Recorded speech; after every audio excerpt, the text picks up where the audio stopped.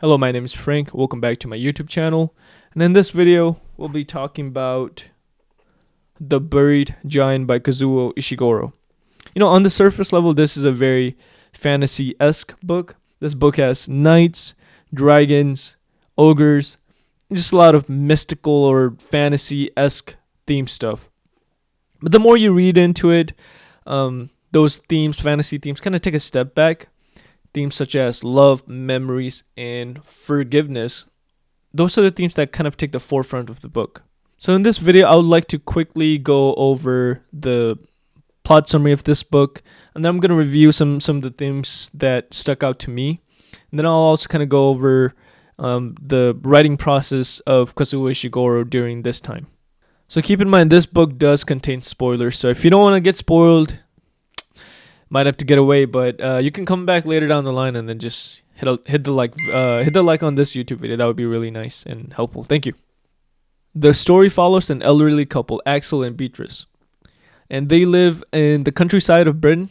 And even in their own village, you notice that they don't get treated very nicely, or they don't get treated nicely at all. Actually, they get treated as an outsiders. They are ostracized by the rest of the village. Axl and Beatrice get treated so badly that they can't even borrow a light or a candle to light up their room. That's how badly they're treated. So one day, Axl and Beatrice decides to go see their son that they haven't seen in a very long time. But strangely, they don't know where he's at exactly. They don't know why he left, and they don't remember his name. Matter of fact, they don't even know what he looks like anymore. But they just know, or they just have this hunch that his village isn't too far away from their own village. And that the son will gladly accept them and gladly accept to have Axl and Beatrice live with him. So this is the plot of the story. Basically, the couple, or the elderly couple, mom and dad, wanting to go back to go see their son, who happens to live only a few villages away from them. So during their journey, they arrive in this Saxon village, where they hear about this boy named Edwin who's been captured by an ogre. During this whole commotion, there's a man or a warrior named Winston who leads the charge to rescue the boy. So the boy has been rescued, Edwin has been rescued, but his village rejects him. They reject him because he's been bitten by an ogre, and the village claims that he's been marked by the monster, marked by the ogre. If he stays, then he is killed without a doubt. So Axl and Beatrice kindly takes him under their wing and just make sure that he doesn't get killed, essentially. They also bump into their friend Ivor, and Ivor and Axl just kind of chat about this mist. And Ivor claims that this is directly from God, and this is God punishing their violent past in the land of Saxon and Britain. As the journey continues, you see Beatrice's health kind of worsen. As an old woman, she keeps on getting this nagging problem on her back, or she keeps on getting back problem. So they decide to go to this monastery that is run by Jonas, the monk, and they are almost very guaranteed to get help from monk Jonas. So during their way to the monastery, they bump into one of her other side characters named Sir Gawain. Sir Gawain is one of the last notable knights from the King Arthur's period, and I believe he's one of those knights for the Round Table. And at this time, Winston's also traveling with the group. He's also traveling with Axl, Beatrice, and Edwin at this time. And Winston kind of recognizes Sir Gawain right away, but he's not entirely sure where from exactly, or what he remembers of Sir Gawain. But he has this hunch of like, hey, I've met you before. I think I know you from somewhere. During their conversation, they talk about Queric. Queric is the dragon, or the main culprit of the mist. And Winston is very hard stoned in killing Queric. But Gawain kind of becomes hostile, finding finding about Winston's main mission. But he just kind of keeps that to himself, at least for this time. So Beatrice is finally treated by Father Jonas, and that helps Beatrice health quite a bit. But during their stay at the monastery, they're attacked by a group of soldiers from Lord Bernese. And then this part of the story kind of becomes a little bit weird. You have scene where Edwin is killing a monster, but essentially all together, the monastery is under attack, and thankfully everybody within our main characters, they all leave the monastery. They all live alive, but in a different stages of despair. But they're all kind of separated. Winston and Edwin go along, and Sir Gawain separated by himself, and our main characters, Axl and Beatrice, come back together out alive.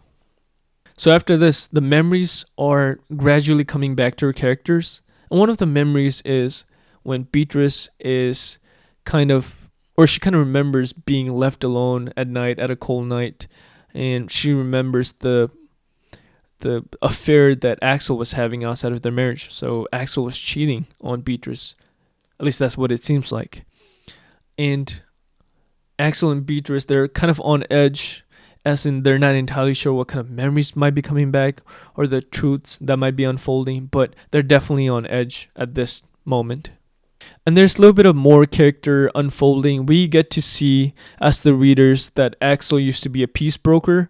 So he used to travel from villages to villages, basically making peace treaties and kind of inciting peace between villages and different clans.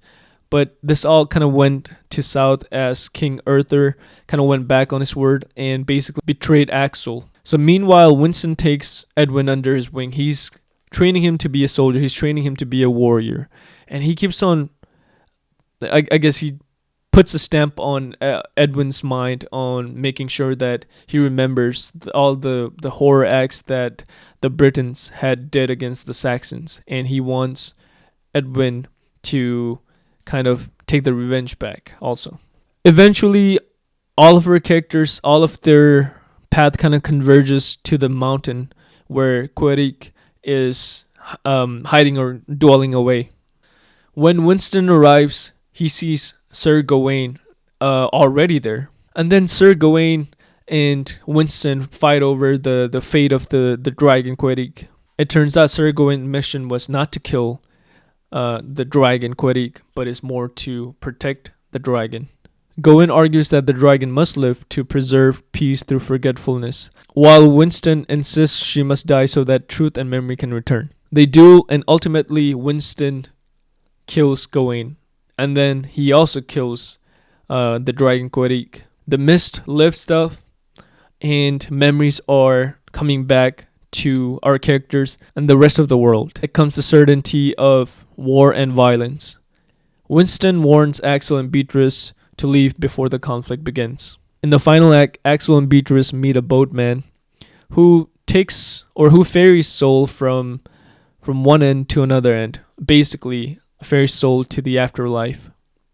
To cross together, the couple must prove the strength of their bond, but as the memory return, you see the full truth. Axl wasn't the one that was having an affair, it was Beatrice that was having the affair.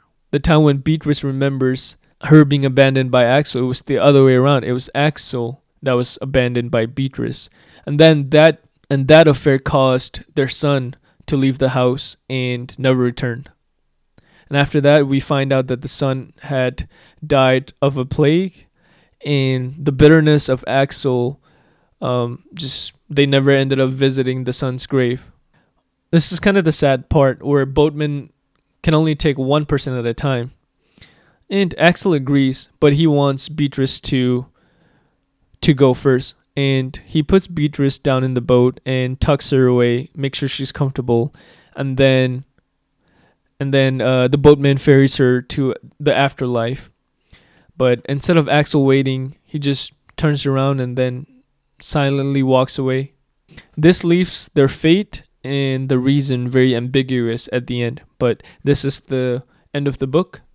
So yeah, while doing my research on this book, I saw that this book was originally released in 2015, but it seemed like he was working on this for a very long time. It said on some articles, it said he was working on this for over 10 years, and he described this to be one of the hardest book that he's ever written. And it was strictly due to the fact that he was wanting to find the right voice for the characters. Initially, he wanted his characters to speak in an oral tone, as in a poetic way, or like how people used to speak back then.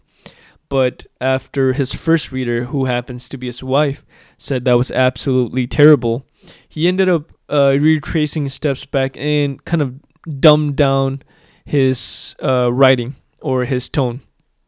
And I think it kind of works very well.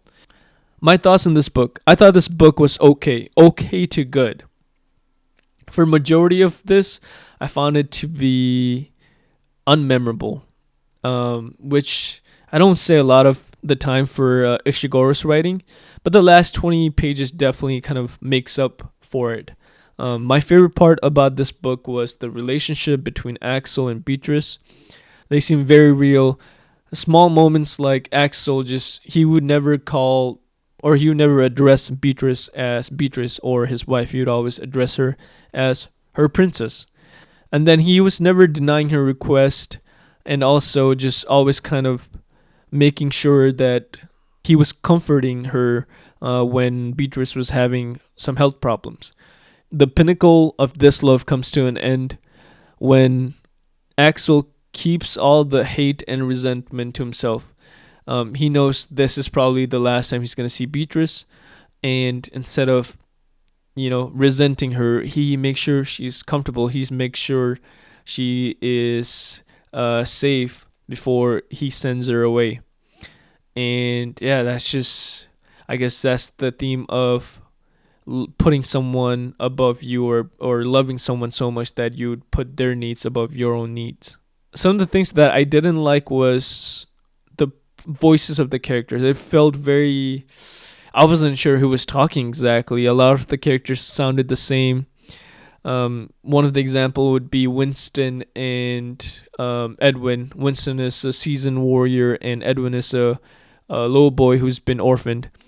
And I generally couldn't tell who was talking who, or what there was, I don't know, a very hard differentiator between a little boy versus a man.